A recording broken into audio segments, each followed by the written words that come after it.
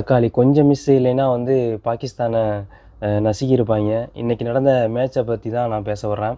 பாகிஸ்தான் நெதர்லாந்துக்கு மத்தியில் இன்றைக்கி மேட்ச் நடந்துச்சு.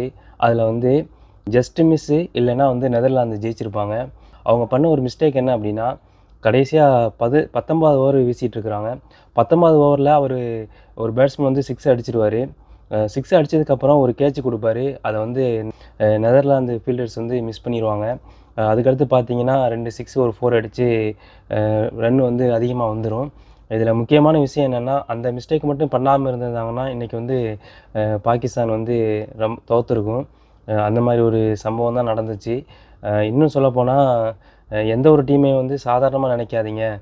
ஏன்னா T20யை பொறுத்த வரைக்கும் எந்த டீம் வேணாலும் ஜெயிக்கக்கூடிய ஒரு வாய்ப்பு வந்து அமைஞ்சிரும். அதுலேயும் வந்து பாபர் அசாம் வந்து விராட் கோலி அளவுக்கு ரொம்ப புகழ்ந்து பேசுகிறாங்க.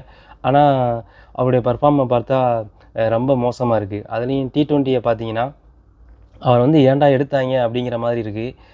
ரொம்பவே 18 பாலுக்கு 15 ரன் இந்த மாதிரி அடித்தா எப்படி வந்து ஜெயிக்க முடியும்? அதெல்லாம் ரொம்ப கஷ்டம். அது ஏன் பாபர் அசாம் வந்து உள்ளே எடுக்கிறாங்க அப்படின்னு தெரியல. ரொம்ப ஒரு வேடிக்கையாக ஒரு போச்சு. ஆனால் கடைசி கட்டத்தில் கொஞ்சம் பரபரப்பாக இருந்துச்சு. இருந்தாலும் வந்து நெதர்லாந்துக்கு வந்து ஹார்ட் லக்குன்னு தான் சொல்லலாம். ஏன்னா ஃபஸ்ட்டில் அவங்க பிடிச்சாலும் கூட கடைசியில் வந்து தோற்றுட்டாங்க. ஸோ பார்ப்போம் அடுத்தடுத்த மேட்சுகள் வந்து எப்படி போகுது அப்படின்னு. தேங்க்யூ ஃபார் வாட்சிங்.